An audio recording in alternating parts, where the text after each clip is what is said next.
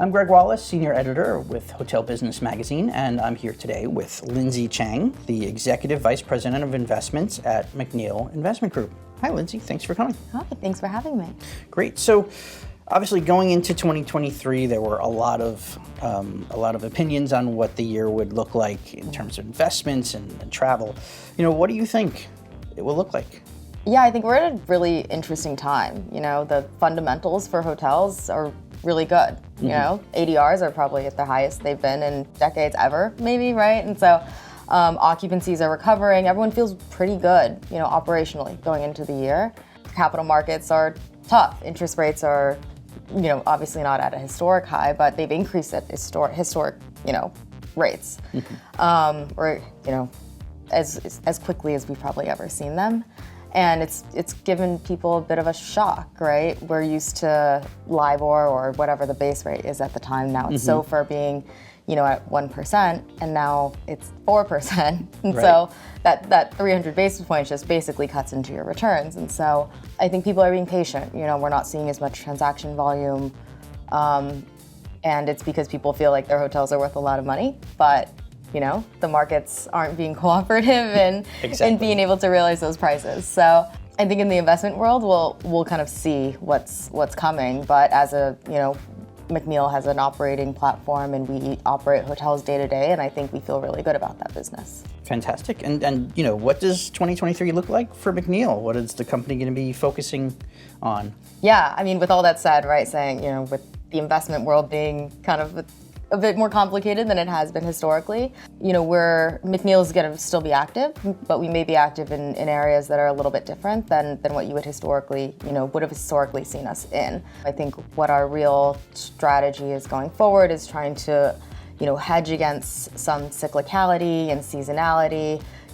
Right now our assets are, kind of all in similar markets, do really well during predictable periods and not so well during predictable periods. And so I think we're just trying to smooth all that out with different strategies. It'll obviously still be in the hotel space. That's what we love and what we're really good at. But it'll be, may not be buying and managing, select service hotels as we historically have been.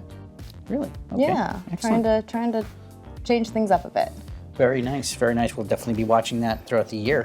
And, switching it up a little bit, how did you decide that a career in hospitality is something that you wanted to do? Yeah, that's a great question. I was pretty lucky to have gone to a high school that had a tech program, a program that required all seniors, to graduate with certain designation to do an internship. And I actually did mine at a hotel in Anaheim, right by Disneyland, and it was rotational. I did everything in the hotel. I did housekeeping, I worked the front desk, I did a rotation engineering. We kind of saw everything, and I had the best time, just interacting with real people and, just being part of someone's vacation. A lot of people were happy to be there, right? There's Disneyland, a lot of families. And so I ended up working there after my internship, as a part-time job. I would go to school, get off of school at around noon, go to work and work a 2:30 to 11 p.m. shift.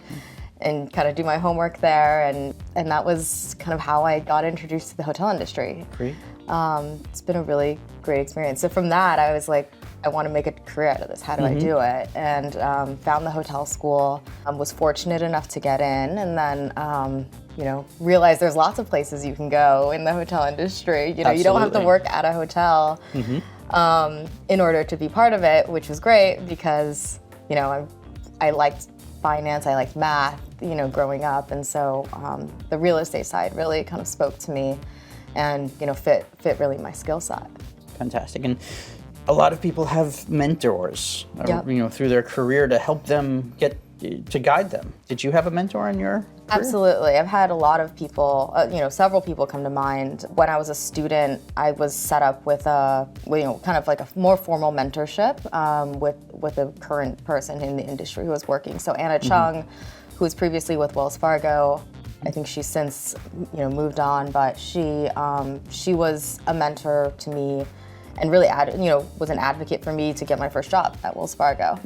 And while I was at Wells Fargo, there were other women, Margaret Leith, who's wonderful to me, and just really like you're young, you're 22, you don't know anything about the real world, right? Exactly. Like, there's only so much you can Google, and so I think having kind of those real people and resources in your life to kind of just steer you in directions and know what you're like and know what you're good at and can tell you, I feel like this is going to be a good fit for you, was really, really valuable for me. Absolutely. Everyone needs that little guidepost. Totally. To help you. Yeah, just an honest and trusted person. Because, it's hard. You don't know. There's a lot of information out there, You don't know what you don't know. Exactly. Exactly. So diversity and inclusion are issues that are very important to McNeill and to you as well. Yep. In what ways are you working to help change the norm maybe that's out there? Yeah, McNeill itself, we have a great group of folks on our Diversity and Inclusion Council.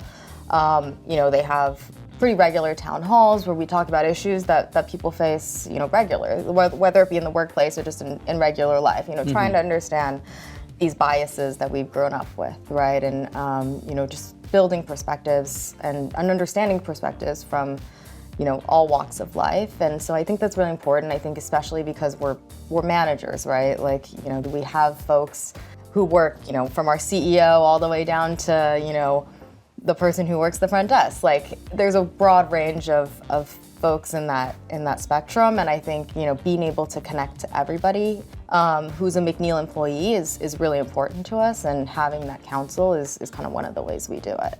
Lindsey, thank you so much for joining us. It's very informative. Thank you.